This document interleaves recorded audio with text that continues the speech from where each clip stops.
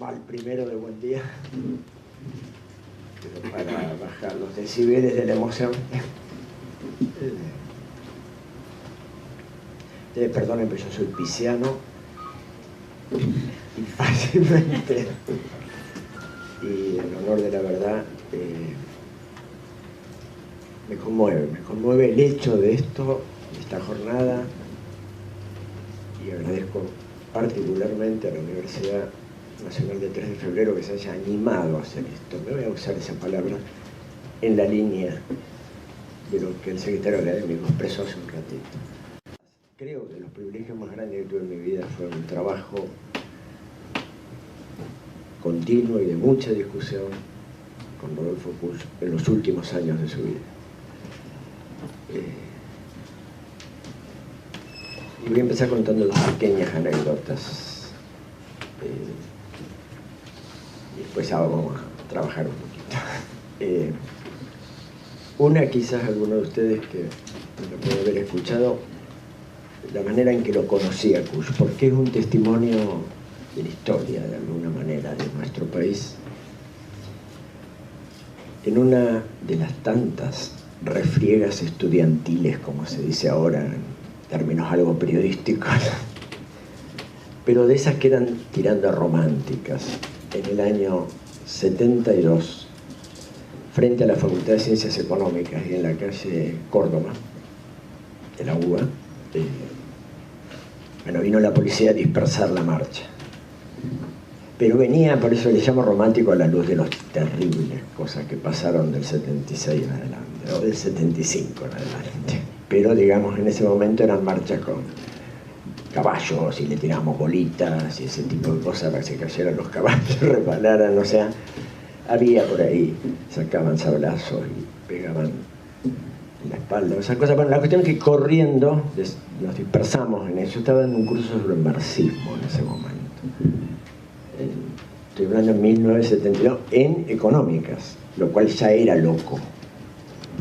Pero bueno, nunca entendí bien por qué, pero bueno, me habían invitado a dar un curso, por supuesto libre, etcétera. Bueno, la cuestión es que en esa refriega, bueno, todos nos dispersamos, corrimos, etcétera, como suele pasar, y fuimos a parar a un bar con un amigo, y en la mesa se sienta un señor, al cual este tercero, el amigo, lo conocía, y en ese momento me dice Rodolfo Kusch. Yo ya conocía algo de su obra y tengo la sensación enorme en este momento de revivir lo que me produjo su mirada o su rostro. Recién cuando pasaron en este hermosísimo video, la verdad que los felicito porque están muy bien hechos. No hablo mucho técnico, sino que llega, y si las cosas llegan me parece que son las que valen. De alguna manera, cuando pasaban lo del rostro y esas reflexiones de Kusch sobre el rostro, me acordé de esa escena. Y por eso la quería contar, porque fue un impacto muy, muy fuerte. Y bueno, y ahí empezó la relación. Yo me fui justo en ese momento que creíamos que tocábamos el cielo con las manos. Final del 72, se había hecho el arreglo de la NUCE con Perón, venía de nuevo la democracia en el 73, todos entusiasmados, etcétera, que íbamos a imaginar lo que pasó. Pero bueno, a mí justo en ese momento me salió una beca a Alemania y me fui sufriendo, o sea que ahí me desconecté relativamente. Comento esto porque en ese momento anudamos una primera relación ligada a un grupo que habíamos fundado el año anterior con otros jóvenes irresponsables como yo, que habíamos generado el movimiento de la filosofía de la liberación, que tuvo particular importancia, me parece, y que la sigue teniendo. Y después tuvo su realimentación. Cumplimos los 30 años hace unos años y se hizo una nueva reunión en Córdoba, que era donde había nacido el movimiento. Y fue muy fuerte volvernos a encontrar, y fue muy fuerte encontrar juventud universitaria de la de Córdoba, que llenó un salón para escuchar y simplemente preguntarnos cómo hicieron. Y no sé cómo hicimos, pero simplemente nos animamos a romper un congreso y hicimos un congreso paralelo y a partir de ahí no era tan complicado. Además teníamos un entusiasmo impresionante. Pero digo, mi relación con Cuyo ahí siguió en forma epistolar y tengo cartas de esa época, que son este material, cartas que me mandaba Alemania, que demoraban un montón, pero no teníamos todavía el correo electrónico y esas cosas que hoy día facilitan tanto la comunicación a distancia, ¿no? Y bueno, se iba oscureciendo el panorama del país y bueno, pero seguíamos trabajando y cuando yo volví en el 75, que obviamente encontré otro país, me fui con todo el entusiasmo de finales, de comienzo, me fui en el 73, en enero del 73, las elecciones fueron en marzo del 73, cuando subió Cámpora, ¿sí? No me acuerdo si subió en marzo mismo, pero las elecciones fueron en marzo. Y volví en el 75, que ya estaba la AAA, ya estaba... El ambiente era otra cosa, obviamente. Y ahí mi reencuentro con Cuyo fue justamente en la calle Cangallo, que se mencionó recién en el video, donde él vivía, un pasillo largo, una especie de sucucho porteño, por decirlo cariñosamente, Y bueno, ahí empezamos a retomar nuestro diálogo. Bueno, no voy a contar esto, pero porque quería contar otra anécdota. Y simplemente a partir de ahí,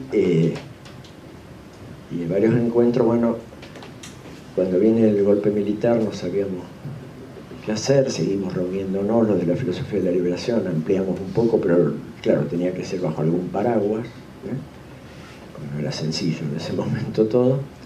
Hicimos jornadas amparados por la Universidad del Salvador, que hasta el 78, 79 fue paragüita, después ya el paraguas se agujereó por todos lados y nos dispersó, a mí me echaron, etcétera, pero bueno, no importa. Y ahí se dio la ida de Puig a Maimará. Y se dio por una coyuntura. Esto simplemente lo cuento. Nos dieron un financiamiento para una investigación, gracias a algunos contactos internacionales que teníamos en el grupo. Los alemanes nos dieron un financiamiento. Es loco cuando uno lo cuenta así objetivamente. A partir del año 77, para hacer una investigación sobre la sabiduría popular argentina y su relación con el símbolo. Carlos Vaya sabe qué podía querer decir eso. Metimos la palabra religión para quedar más tranquilos. Sabiduría popular, religión y símbolo, algo así, que ni me acuerdo bien cómo era. La cuestión es que la Fundación Thyssen, que es la de los ascensores, que habrán visto en un lugar que están los ascensores Thyssen, nos dio un buen financiamiento para hacer esa investigación, y ahí yo le ofrezco a Puig, podíamos pagar un solo sueldo. La plata era solo para material, viajes, reuniones, etcétera. Rodolfo estaba desesperado por irse de Buenos Aires e irse a la Puna, o a los inicios de la Puna, allá en la Quebrada. Y entonces ahí yo le ofrecí, mira, tenemos la posibilidad de pagar un sueldo. Es para vos. Y ahí tomó la decisión, vendió su cucho de la calle Cangallo y se fue para, perdón que diga Cangallo, ahora se llama, pero la calle esa, y se fue a Maimará. Esto lo cuento porque, bueno, para mí también fue una alegría enorme, porque la cara de ese hombre cuando decide irse a Maimará y se instala allá, tampoco la voy a olvidar fácil. No voy a decir la cara, el rostro, que no es lo mismo. La mirada, la alegría, la sonrisa. Nosotros nos reuníamos una vez por mes. En este periodo de la investigación hacíamos unas reuniones de discusión y estos temas fueron saliendo mucho. Y por eso me animo, recién ahora escribí algunas cosas sobre esto, que estoy publicando, pero bueno, es retomar esta preocupación que me parece que puede ser una contribución importante al debate, e insistir justamente en la fecundidad enorme, que si algo me parece importante en todo esto, es comprender la fecundidad del pensamiento de Kusch. Yo ahí en el video decía, algo nos mueve. Yo los desafío si no han leído nada de Kusch, pero abren una página de Kusch, la leen y algo se les va a mover, porque es muy difícil quedar indiferente frente a determinadas formas de plantear las cosas que son muy desafiantes, porque en última instancia escarban en lo que tenemos y no nos animamos. Entonces,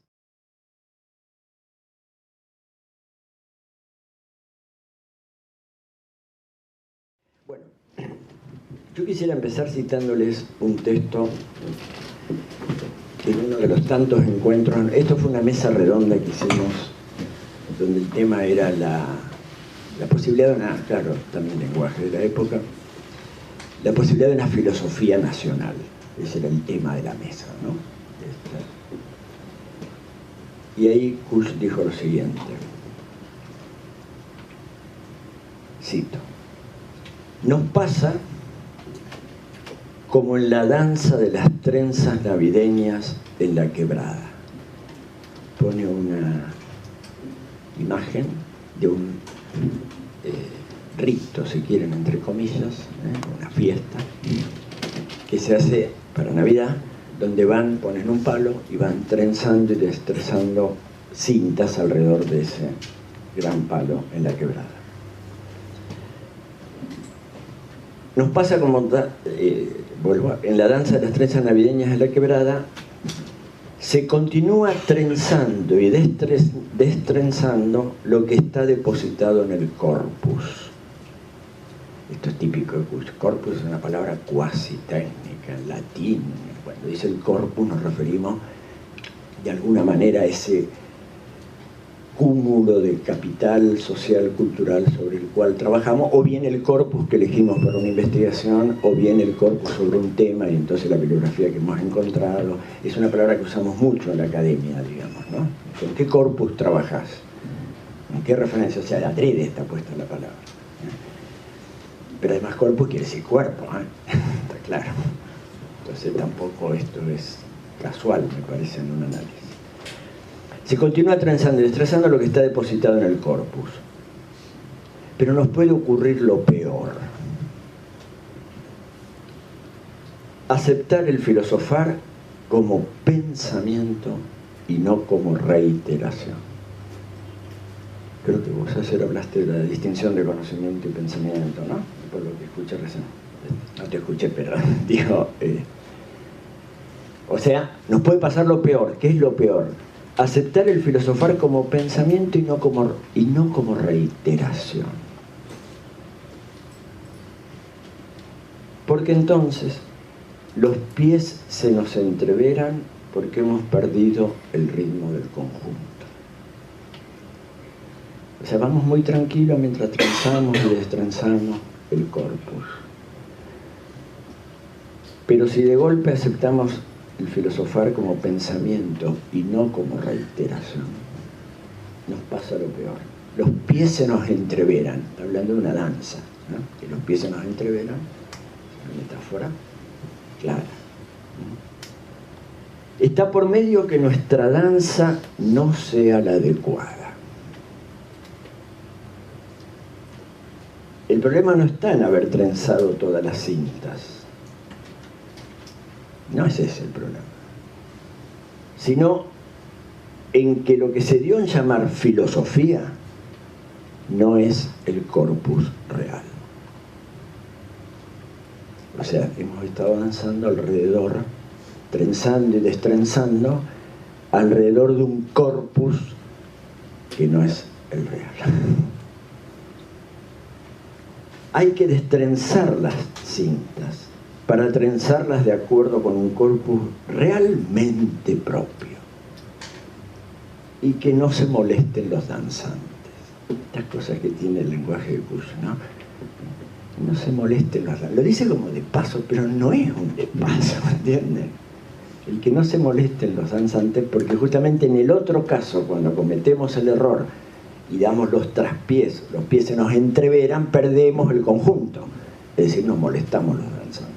La metáfora es muy linda. sobre todo lo entendemos muy bien los que bailamos muy mal, que siempre esa sensación de que estamos trabando y molestando en vez de alguna manera lograr el ritmo del conjunto. El estado actual de la cuestión se reduce a la danza propia, o sea, a cometer el ridículo de dar pasos inadecuados. La lógica del texto es muy interesante. Se termina diciendo en el fondo, justamente si seguimos trenzando y destrezando, bueno, vamos a estar todo perfecto, pero estamos en una ficción. Y entonces el tema es cometer el ridículo de dar pasos inadecuados. Termina el texto este. En esto va la responsabilidad del pensador. Digo, quienes estamos formados en el rigor de que lo importante es dar pasos adecuados, que no digo que no haya que dar pasos adecuados, por favor, pero quiero decir, entendamos un poco la metáfora, que aparezca como responsabilidad del pensador en este contexto de qué estamos trenzando y destrenzando. O sea, ¿qué estamos pensando?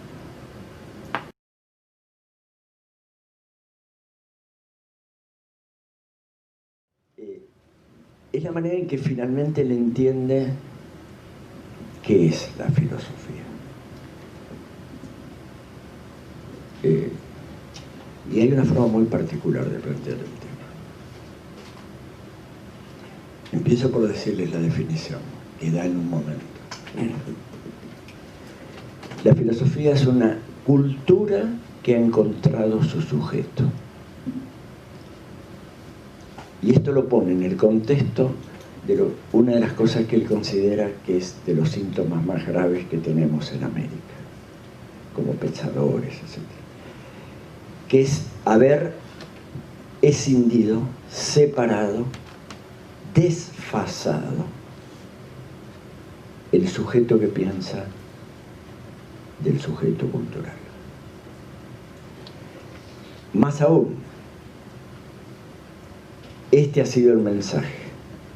Si usted quiere colocarse en el lugar del cogito, del sujeto, del yo pienso, que usa bien su razón, claro, porque Descartes aclara que es el fundamento inconmovible de la verdad, pero enseguida dice, todo, la razón es la cosa mejor repartida del mundo. El problema es que pocos saben usarla bien. Usarla bien es justamente la clave. Entonces, si usted quiere usar bien, tiene que colocarse en este lugar del cogito en cuanto tal, del pensamiento en cuanto tal, es decir, descontextualizarse, desgravitarse. De alguna manera, justamente darle la espalda a la cultura. Entonces ocurre que se entiende la filosofía como un colocarse en un sujeto que justamente se supone que no tiene cultura. Está más allá de eso. Es decir, es lo que permite de alguna manera una lectura. Y me parece que lo interesante de esto es que acá se va a arraigar el problema. O sea, porque el problema va a estar justamente en pretender ser sin estar, porque eso es lo que está detrás. O pretender pensar sin la gravitación del suelo que habitamos es justamente el tema que más le preocupa, me parece, a Cuyo, de los que más le preocupan en su obra.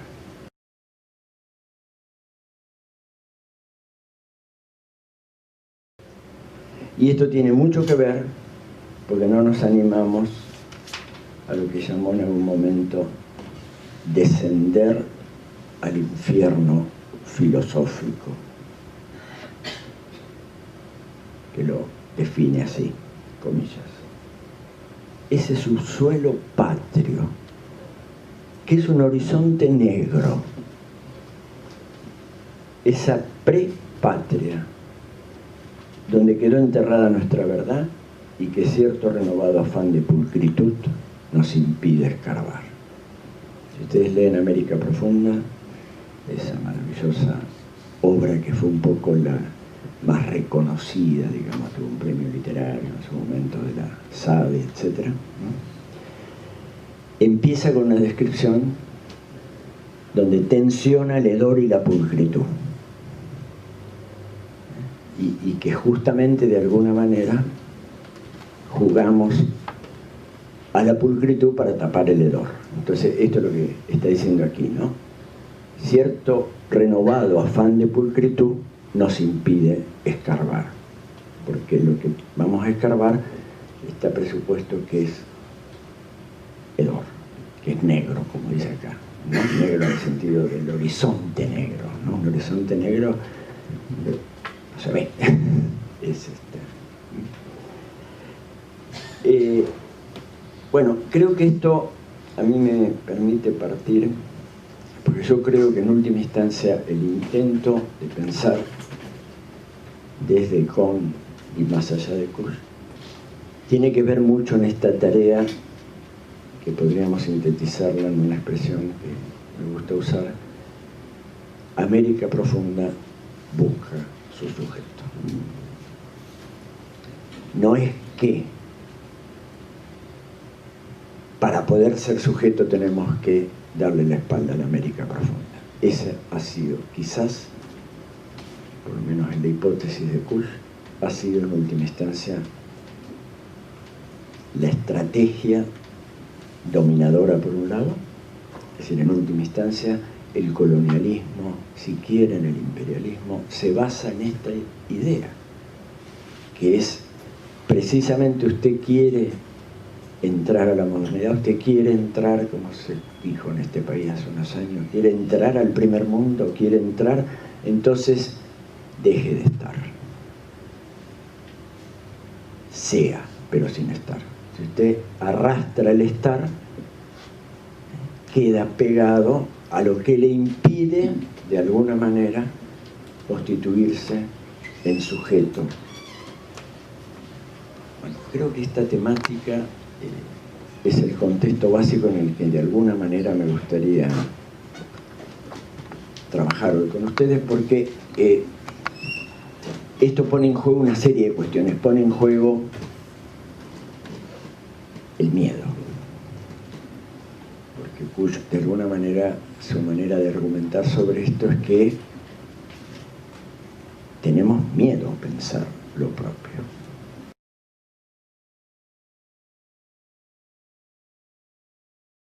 Y esto está muy ligado a su lectura, que ya trasciende de una manera muy fuerte, me parece, estas meras primeras apreciaciones que estoy dándoles, que es su reflexión sobre el estar como anterior al ser y de alguna manera ligándolo con lo humano a secas. Y esto es lo que me parece interesante. Entonces yo me quisiera detener primero un poquito en esta, creo que está puesto el... Sí, está puesto ahí. Yo ligo esto, es una serie de nombres que puse ahí, una serie de categorías que son las que él mete, después me voy a detener más concretamente la distinción del estar, pero detrás está el tema de la gravitación del pensar, creo que de esto es lo que hablaron básicamente ayer, si entiendo, con la geocultura, etc. Todas esas son expresiones kuschianas, lo de la geocultura, sí, supongo que se mencionó, que es de alguna manera esta tesis fuerte de Kusch de que, esa frase es brillante, el pensamiento no se ve ni se toca, pero pesa, está gravitado por el suelo que habitamos, pesa. Y esto es interesante porque plantea una serie de cuestiones que ahí simplemente las enuncio, ¿no? Esto de lo centrífugo y lo centrípeto, que está ligado intuitivamente a qué quiere decir la salida al exterior cuando se está, y entonces el estar buscando ser es un movimiento que Kusch lo llama centrífugo, es decir, se está en el centro y en realidad se naturalmente se va hacia afuera, como el movimiento centrífugo que nos pone hacia afuera. En cambio, la intención dominadora, la intención anuladora del estar y pretender ser sin estar, es un movimiento inverso, porque está desesperado siempre buscando un centro que nunca encuentra.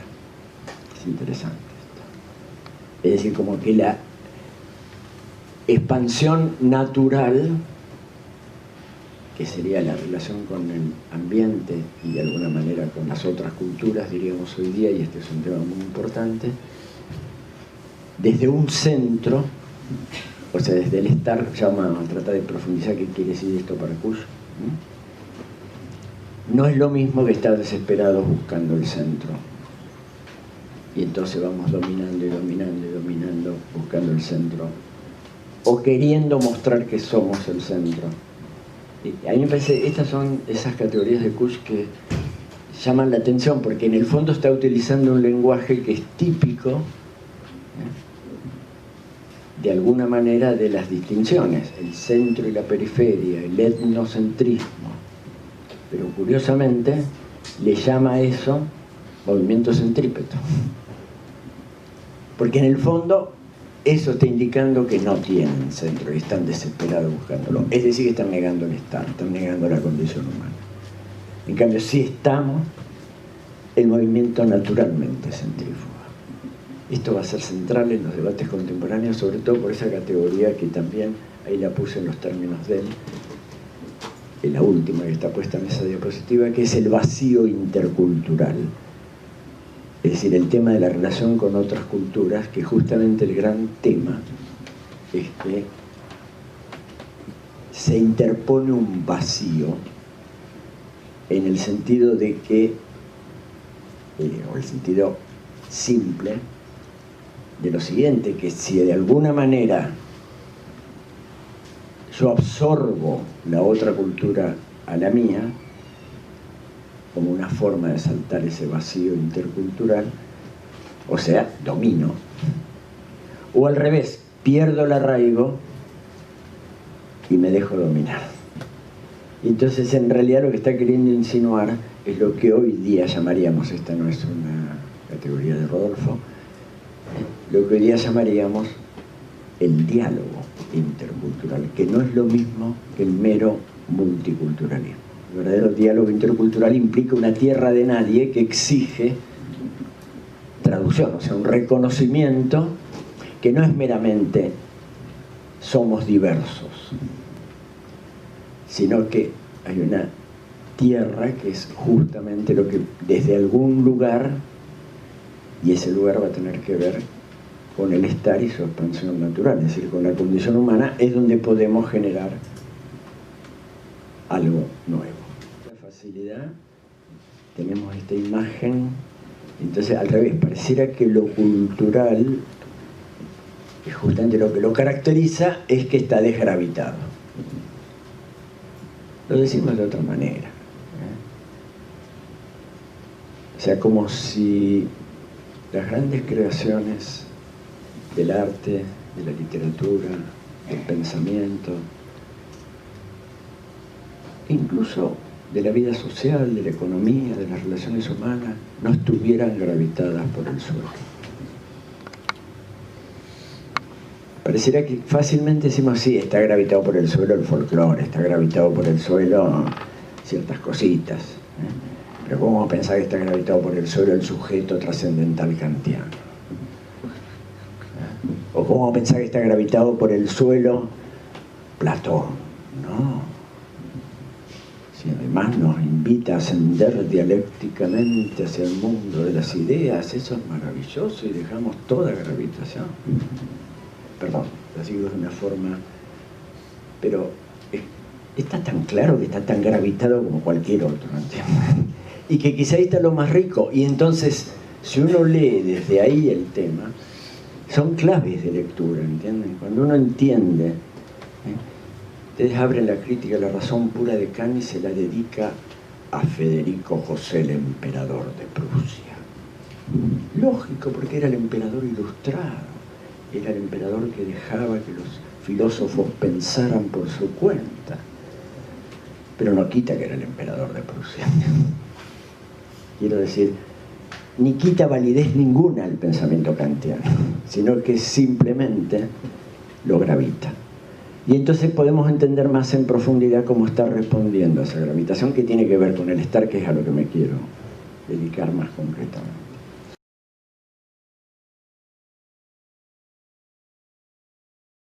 Esto va a tener que ver mucho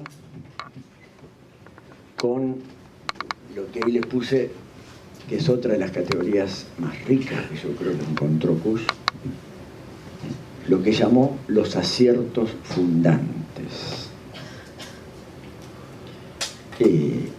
En esta búsqueda de la cultura que encuentra su sujeto, que en realidad de alguna manera es a partir, y esto es lo que nos vamos a detener ahora, de reconocer que estamos, meramente estamos, y desde ahí intentamos ser, y no pretender ser sin estar. Pero justamente lo que va a definir el camino, y acá está lo quizás más difícil de entender desde nuestras estructuras muchas veces mentales, que tienden a defenderse de lo que voy a decir ahora, que justamente el estar por definición tiene que ver con una indigencia, tiene que ver con, Kusch tiene una expresión que le repite en más de un texto, es una indigencia originaria, un hambre, la metáfora es clara, un hambre que va desde el pan hasta la divinidad, que es una forma de decir, de alguna manera, esto es lo que genera la cultura, buscando de alguna manera remediar este hambre.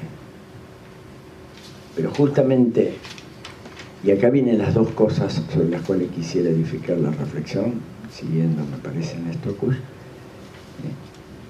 Por un lado, no con la ilusión de que remediamos negando la indigencia, es decir, poniéndola fuera.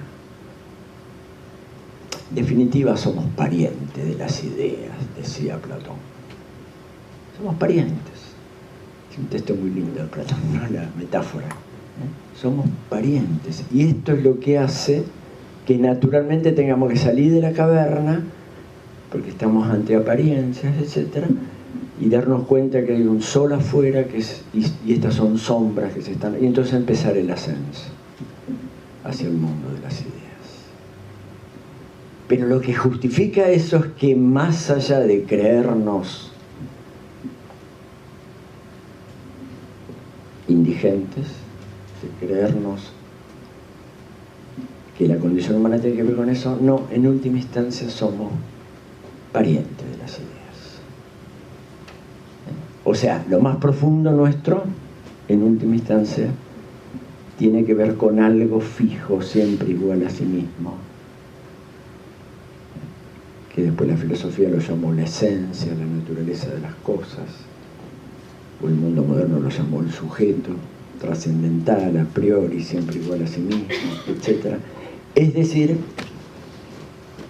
destrabar la indigencia y poner en última instancia un polo seguro. La palabra técnica de esto es fundamento. Pero un fundamento que es fundamento justamente porque siempre es igual a sí mismo.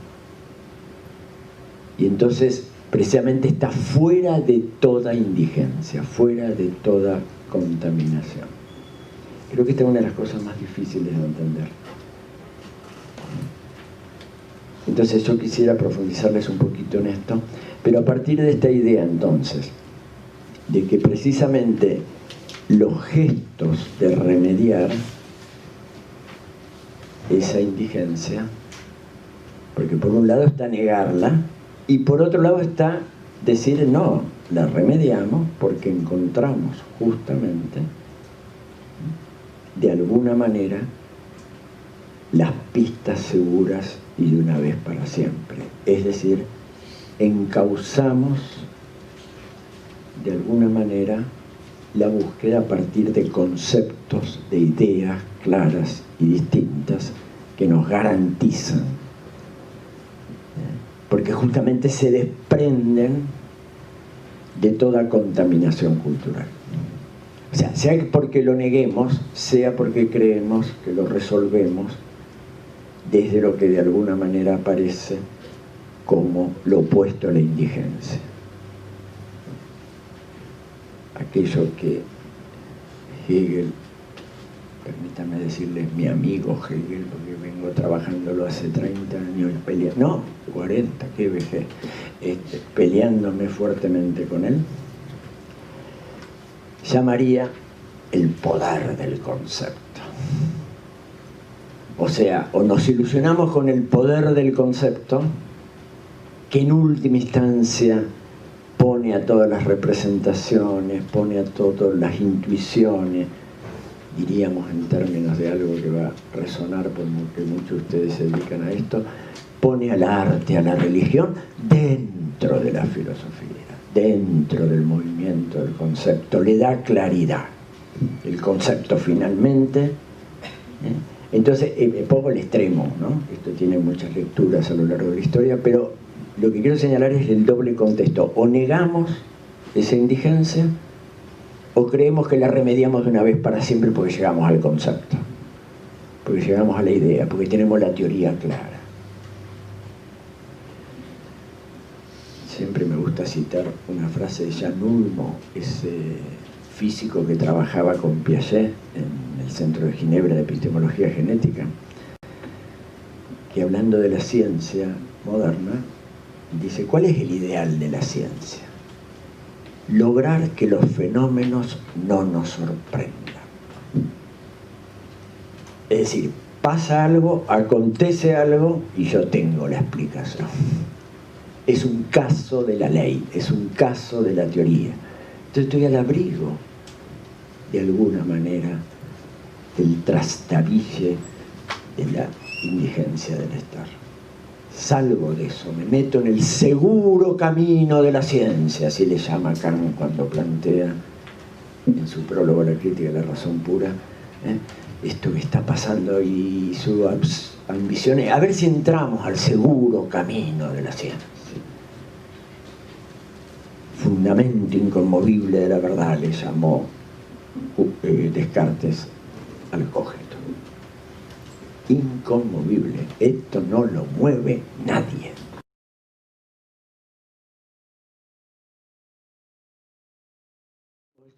Tensión muy fuerte con esta profunda idea de Rodolfo Kusch, de que en realidad lo que vamos haciendo, y ahí también tiene una imagen muy linda, chapoteando en el barro de lo absoluto. ¿A quién se le puede ocurrir llamar el barro de lo absoluto? Desde nuestra mentalidad, poner esa metáfora. Chapoteando en el barro de la absoluta, intentamos, codo a codo con los otros, ensayar algunos aciertos fundantes. Es decir, símbolos. Es interesante, Kusch al símbolo lo lee más allá de las teorías sobre el símbolo, la semiótica, etcétera, que podemos profundizar y dialogar con todo esto, sin duda. Fue una de las grandes discusiones en nuestros encuentros mensuales con Rodolfo, porque muchos de nosotros veníamos de fuertes lecturas de Ricoeur, de fuertes lecturas de la hermenéutica, y entonces el diálogo sobre qué era el símbolo era muy fuerte, la hermenéutica, etcétera. Bueno, ¿qué quiere decir aciertos fundantes? Así le llaman los símbolos. Los símbolos son aciertos fundantes. ¿Por qué aciertos? Acierto es una palabra lúdica. En nuestro lenguaje cotidiano, ¿con qué frecuencia decimos la acerté? O sea, la acerté tiene mucho que ver con di en el blanco. Es decir, en el juego.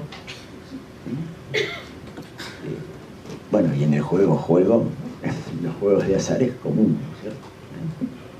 Acerté con el número que soñé y saqué la lotería.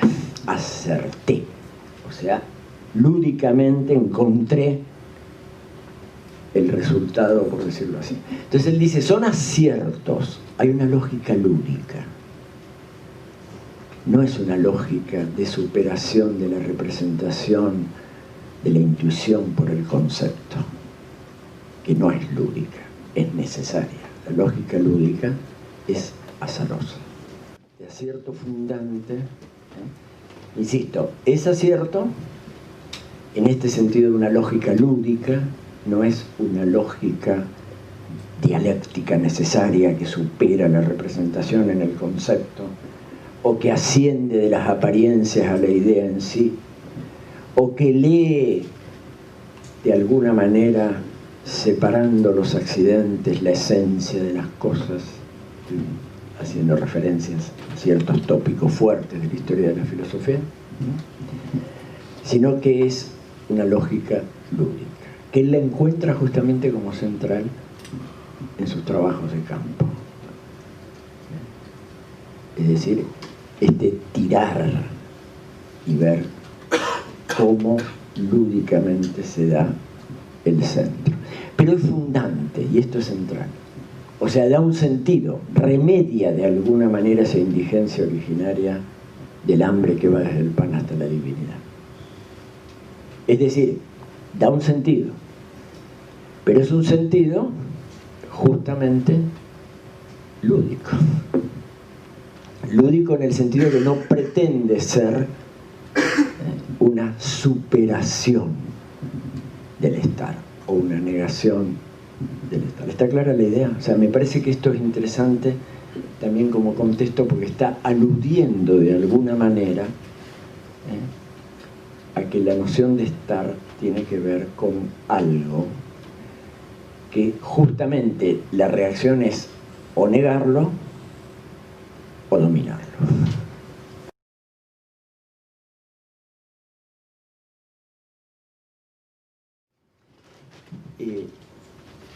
Kuhn va a trabajar fuertemente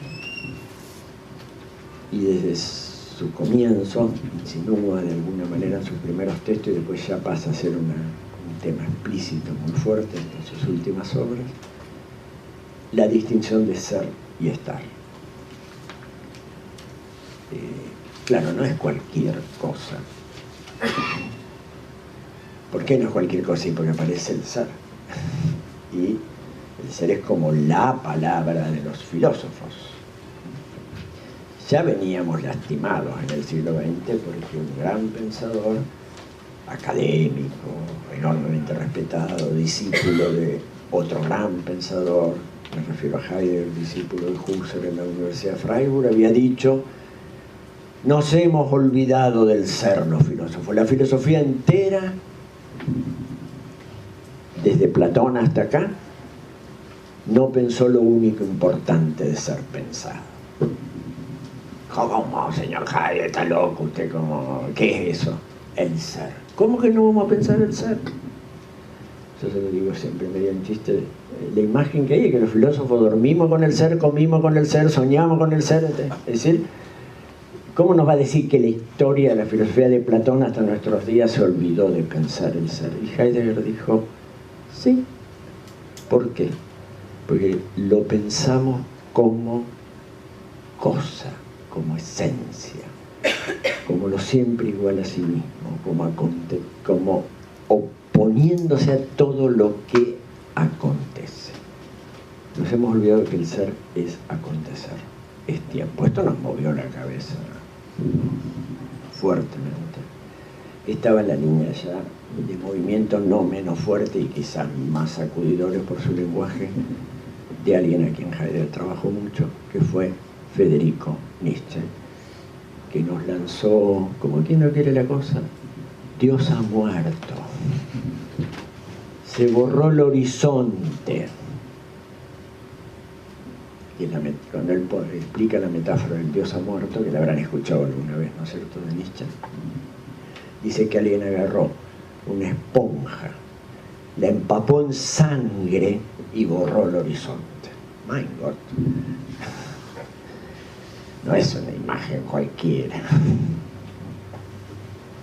Y Heidegger que dice, fundamento inconmovible de la verdad. No, el único fundamento es un fundamento sin fundamento. jugando con el alemán, pone Abgründiger Grund. Grund en alemán quiere decir fundamento. Abgrund en alemán es un sustantivo que quiere decir abismo, sin fundamento. Entonces, con una cosa que la lengua alemana la permite con mucha facilidad, adjetiva el sustantivo y pone es un fundamento sin fundamento. O sea, un fundamento que es abismo. Estimados colegas, se nos movió el piso y se borró el horizonte. Así empieza el siglo XX. Me refiero desde la historia del pensamiento. Empieza con otras cosas terribles también. Primera Guerra, el Holocausto, los genocidios, ¿no? Pero digo, desde el pensamiento esto mueve enormemente. Bueno, Q se va a animar a decir, sí es cierto. El acontecer precede al ser como cosa, al ser siempre igual a sí mismo. Lo mismo, dice Heidegger, dasselbe ist nicht das Gleiche. Lo mismo no es lo igual. Ya estamos acostumbrados a estar tranquilos porque lo mismo es siempre igual a sí mismo y entonces nos fundamenta. Tenemos las espaldas aseguradas, ¿entienden? Tenemos esencia de las cosas, tenemos arquetipos ideales, tenemos objetividad porque construimos y usamos bien la razón de un sujeto siempre igual a sí mismo. Entonces, estamos tranquilos. A lo más tenemos que animarnos a salir de la caverna, que no es poco, animarnos a ir construyendo nuevos objetos si no nos alcanzan para explicar los fenómenos que se van dando, pero siempre tenemos los elementos seguros para hacerlo. Ese ideal moderno ustedes recuerden los ideales modernos, progreso moral de la humanidad, siglo XVIII. Kant, paz perpetua. ¿Quién de nosotros en el siglo XX puede, suelto de cuerpo, decir que hemos logrado la paz perpetua o que hemos logrado el progreso moral de la humanidad cuando por primera vez en la historia de los hombres el hambre es evitable? Claramente. Y no lo podemos atribuir a que los dioses se enojaron. Por primera vez hay muchas enfermedades que son claramente evitables. No digo todas, pero muchas. Y muchas otras cosas que podríamos decir. Cuando seguimos teniendo índices de analfabetismo. Bueno, no voy a hablar de esto.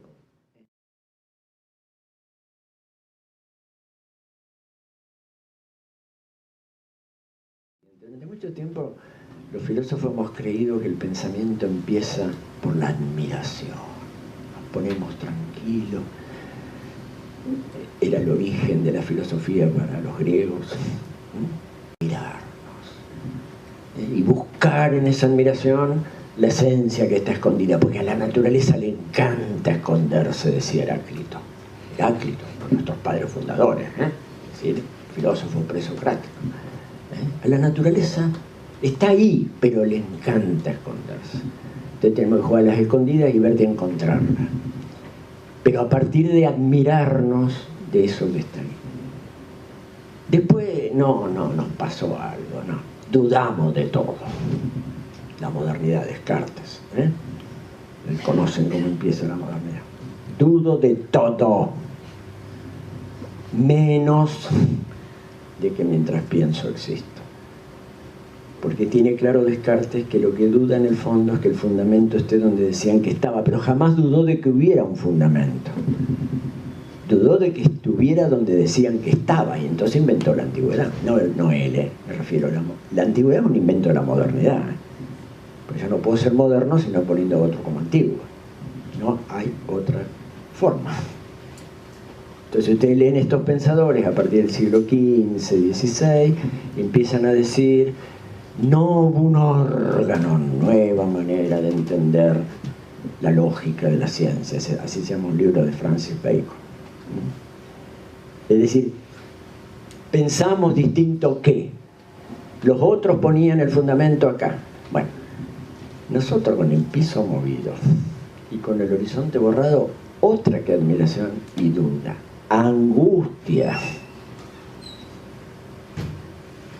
El origen de la filosofía, si ustedes lo leen en un Kierkegaard ya en el siglo XIX, en el mismo Nietzsche, obviamente en Heidegger, es la angustia.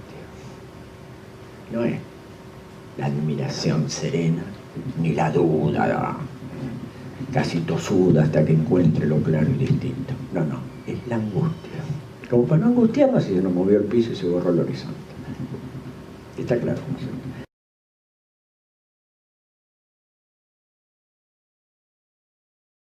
Bueno, Kuhn se anima a lo siguiente. Está claro, y hay algunos trabajos ya sobre esto. Kuhn era un lector de Heidegger. Indudablemente hay ciertos temas que rondan, que están en Heidegger. Sobre todo el Heidegger de Ser y Tiempo, el primer Heidegger. Pero de alguna manera hace una profundísima crítica a Heidegger. Es como que dijera, sí, está bien, a Heidegger y lo que hoy día tenemos más claro como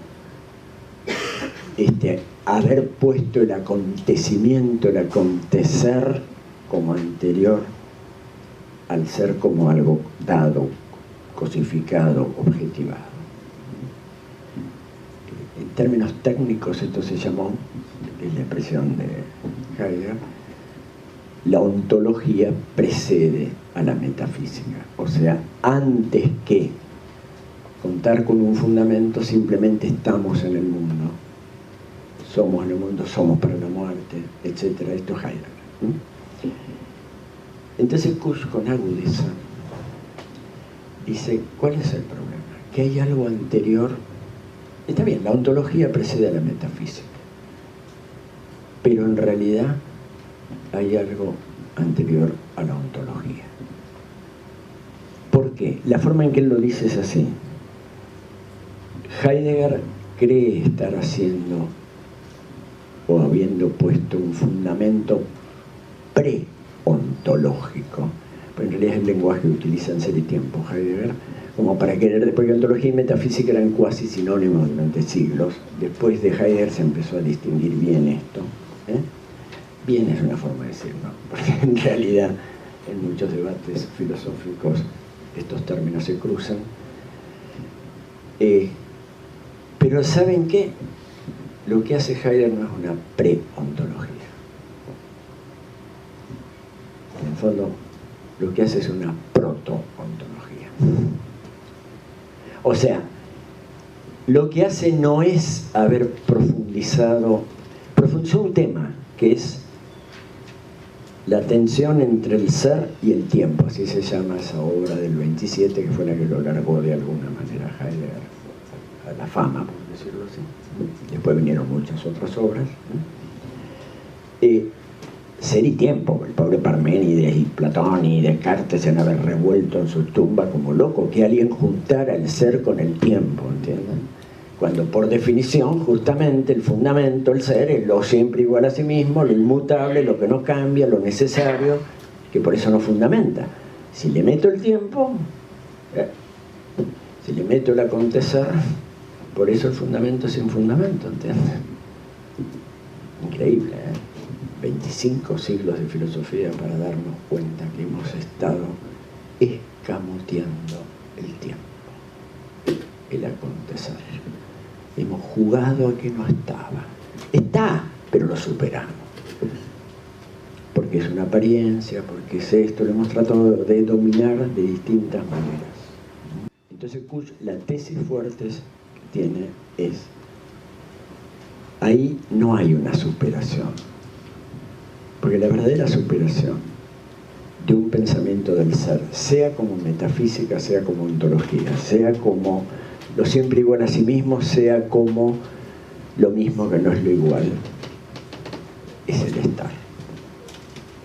Y ahí aprovecha muy a fondo esta distinción tan particular que tiene nuestra lengua entre ser y estar.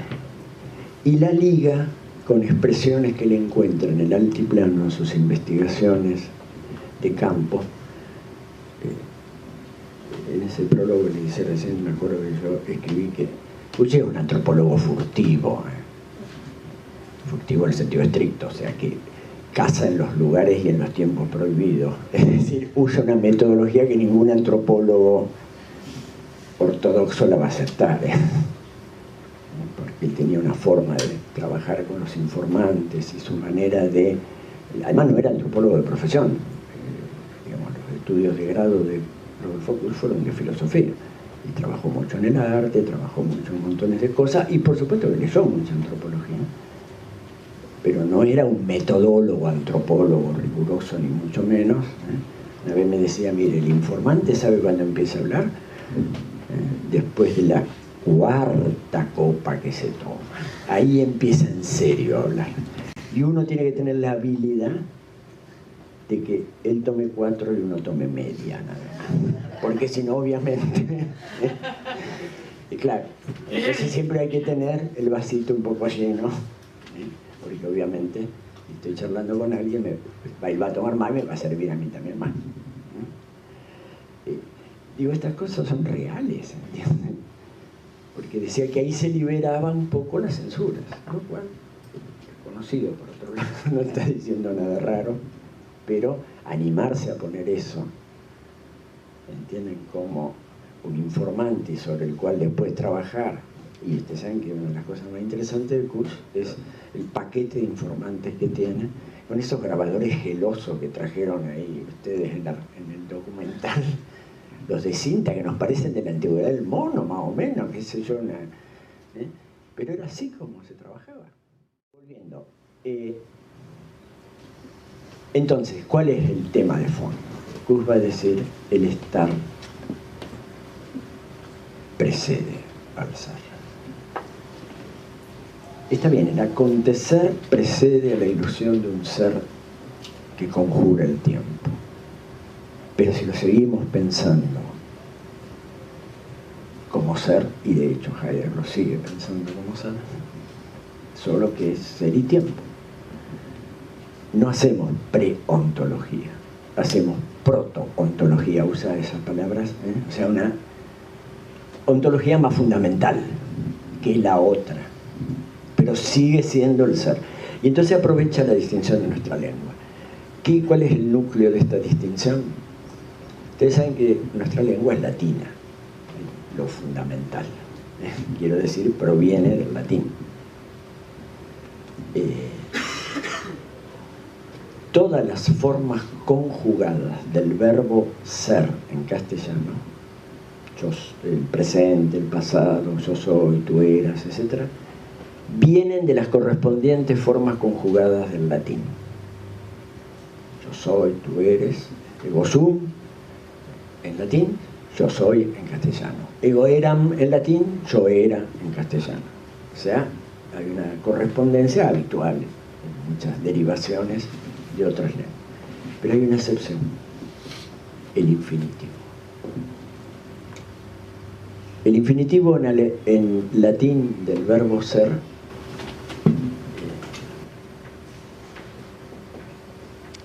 en latín ser se dice ese, del infinitivo. No viene de ahí nuestro infinitivo ser. Justamente el ser.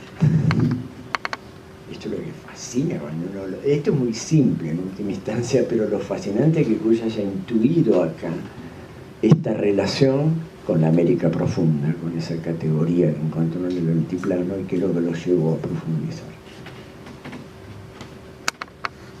El infinitivo nuestro viene de este otro verbo, latín.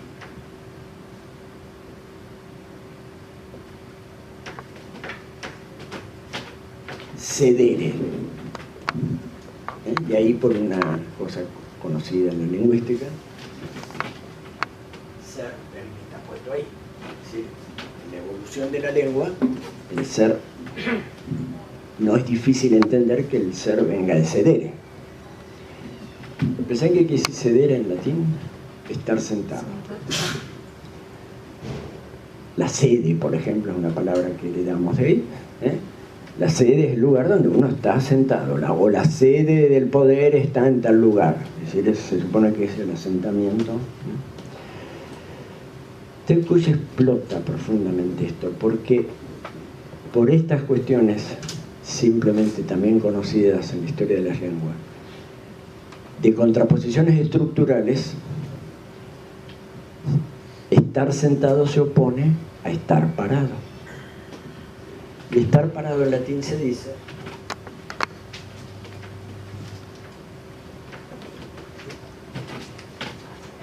stare. Obviamente que de ahí viene estar.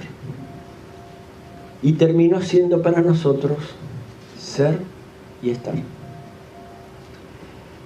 ¿Saben cuál es la prueba más clara de esta? El que quiere aprender nuestra lengua desde otra lengua que no tiene esta distinción, se vuelve loco. Nunca sabe si se dice soy sentado o estoy sentado. Porque busca en su diccionario to be, ser o estar. Être, ser o estar. Sein, ser o estar. Y solo el uso de la lengua le permite darse cuenta que si dice soy sentado, está hablando mal en la comunicación. Es una cruz para el que estudia nuestra lengua, esto de ser y estar. Bueno, esto se lo digo muy de paso, pero para intuir, porque acá hay una primera intuición muy importante. La idea de algo en sede, que sería la idea de ser, que Kush lo lee como justamente esta idea de lo estático, de lo siempre igual a sí mismo, de lo que de alguna manera está sentado, pero en el sentido de no lo mueve nadie. El fundamento inconmovible, lo siempre igual a sí mismo, lo necesario, lo que está de alguna manera fijo. En cambio el estar tiene que ver, desde el punto de vista semántico en nuestra lengua, con estar de pie. Y lo curioso es esto: estar de pie es estar preparado para la marcha, de alguna manera tener la contingencia. Es cierto que uno trabaja todo el día y ya vaya, por fin me siento. Es decir, esa sensación de que la sede es lo que me saca de ese tener que... O sea que, de alguna manera, desde el punto de vista semántico, la lectura de la distinción entre ser y estar tiene que ver con que el estar habla, de alguna manera, de lo que... exactamente lo inverso del estar sentado. Es decir, de lo que está preparado para la marcha, para el viaje. En cierto sentido, lo provisorio, en cierto sentido, lo que no sé a dónde me lleva, etc. Y no lo que se instala. ¿Más o menos se entiende? Digo, esta es una alusión de corte semántico. Pero lo interesante es que Kush lo va a aprovechar enormemente, porque va a decir, justamente no es casual que la filosofía haya puesto el fundamento en el ser. Porque lo piensa como una forma, claro, ahora sí ya lo está leyendo desde esta riqueza que da nuestra lengua, como una forma de conjurar el estar. Es decir, contraponiéndolo, en última instancia ignorándolo. Y acá viene el aporte que él encuentra, que se puede lograr para el equilibrio del humano, que es precisamente anudar el estar con el ser y no pretender ser sin estar. Pero lo curioso, insisto, es que él va a privilegiar que el estar precede al ser. Que por un lado es la imagen, por eso quise empezar por esto semántico, ¿no? La imagen es el estar, habla de estar preparado para la marcha, de una cierta contingencia, de una cierta idea de no tener la sede, justamente. Pero por otro lado, su sentido profundo, cuando Kush lo empieza a analizar filosóficamente y tomando desde la cultura, sobre todo aymara, la noción correspondiente que le encuentra en la lengua aymara, va a encontrar un sentido del estar que lo va a llevar justamente al tema de la gravitación del suelo, al tema de alguna manera de justamente lo que se opone a la ilusión de que no tenemos arraigo. Digo que es llamativo, porque desde el punto de vista semántico, estar sentado parecía como más adecuado al arraigo, pero quien entiende bien a Kusch, me parece, es esta paradoja de que esta lectura que él la hace, la más semántica, digamos, para contraponer y decir la filosofía optó por lo seguro, por lo siempre igual a sí mismo, por la sede y no se animó a reconocer el estar, a reconocer la indigencia, a reconocer la provisoriedad, el estar para la marcha. O sea, confundió lo que son aciertos fundantes con conceptos claros y distintos, con conceptos que meten dentro de sí todo, despliegan todas las intuiciones y las representaciones. No. Justamente ahí está claro. Pero por otro lado, como una estrategia de desarraigo, porque, y esto me parece central, el estar, de alguna manera, justamente, por un lado, es lo que da el centro, es lo que da, pero lo da como acierto fundante. Digamos, desde ese estar buscamos ese acierto fundante, y entonces ahí está lo lúdico, lo azaroso, que justamente no pretende transformar el estar en ser, sino que de alguna manera eso le va a orientar en sus formas de ser estando. Quiero decirles, para tratar de condensarle lo que estoy diciendo, por un lado, la metáfora habla del estar de pie, semánticamente. Pero por otro lado, este uso profundo como categoría filosófica que va a intentar hacer Kusch, está insistiendo que el estar es justamente lo que de alguna manera se convierte en lo anterior, de alguna manera, claramente a todo estar sentado, pero claramente también es desde donde es posible encontrar sentidos, pero justamente que no son sentidos adornos de la silla, de la sede, sino que son aciertos fundantes, es decir, que tienen la cosa azarosa, que no pretenden negar la indigencia del estar, esta condición humana, que está mejor caracterizada por estar de pie para la marcha que por estar sentado. Sin embargo, el problema es encontrar los aciertos fundantes.